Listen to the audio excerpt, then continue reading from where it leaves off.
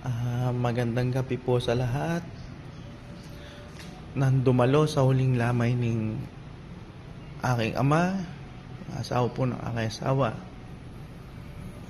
Ngayon po ako'y magpapasalamat. Siguro ito na po yung time at ito po yung huling labi ng aming tatay. Unang-una po, nagpapasalamat po ako sa lahat po ng taong nagmamahal sa akin tatay, Junior,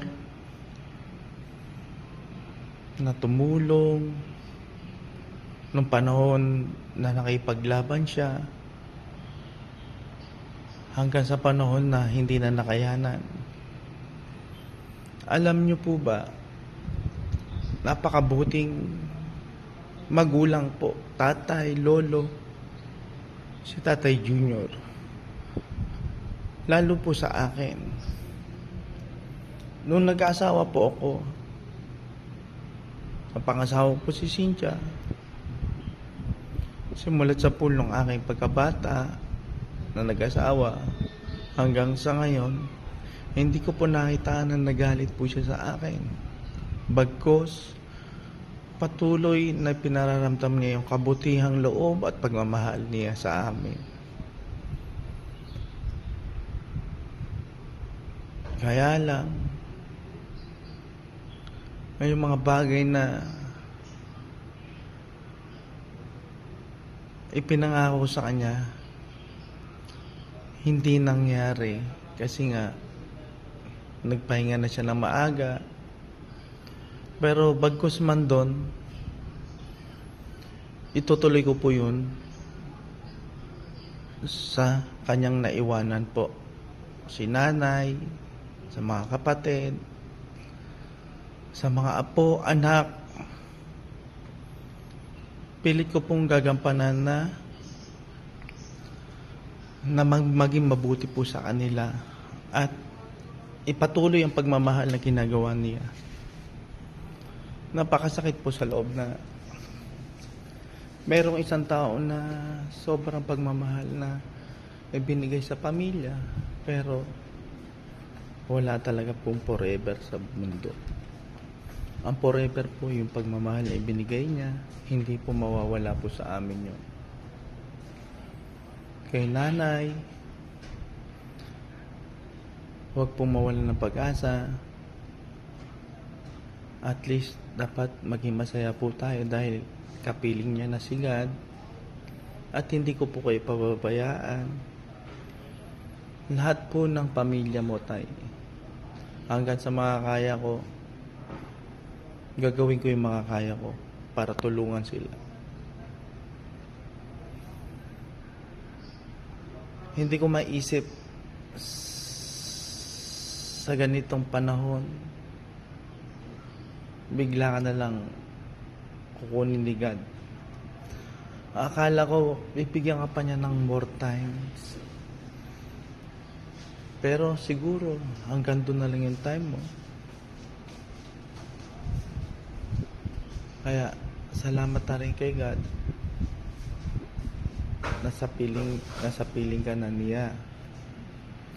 Para naman sa mga anak, mahalin natin ang magulang natin. Si nanay, nag-iisa na lang. Mahalin natin. Hindi ko po alam kung paano ko pasasalamatan yung mga taong nagmalasakit, nagbigay effort sa kanya. Grabe, mahirap po explain kung paano kabuti ang magulang na yan, na si Tatay Junior. Hindi po siya nalalayo sa tatay ko. Sobrang bait. Maalaga, maalalahanin. Hindi magmurunong magalit. Kahit pagod na, go pa rin siya ng go. Minsan, ako na nagsasabi kay Cynthia na, kunin mo na si tatay, pagpahingahin mo na sa atin. Para maramdaman niya naman yung kaginawahan sa buhay niya. Pero that time, maigsi lang, hindi na umabot. Napakasakit. Pero ngayon, happy na ako, nakigad na siya. Pero maraming salamat po sa inyong lahat, sa nag-pray, sa sumuporta, sa lahat ng pamilya na nakipag-isa. So, uling lamay ni tatay, sa una pa lang nakipaglaban para mag-survive, pero hindi na umabot. Salamat. Sa asawa ko, sana maging matatag. Ibigay nyo pagmamahal nyo sa magulang nyo, lalo na kay nanay. Hindi natin alam yung panahon kung hanggang kailan lang. Pero lagi nating sariwain yung mga memoryng mabubuting na ginawa ni tatay, at sana i-apply natin sa bawat isa. Tay, salamat sa pagmamahal, pag-aasikaso, pag-unawa sa amin.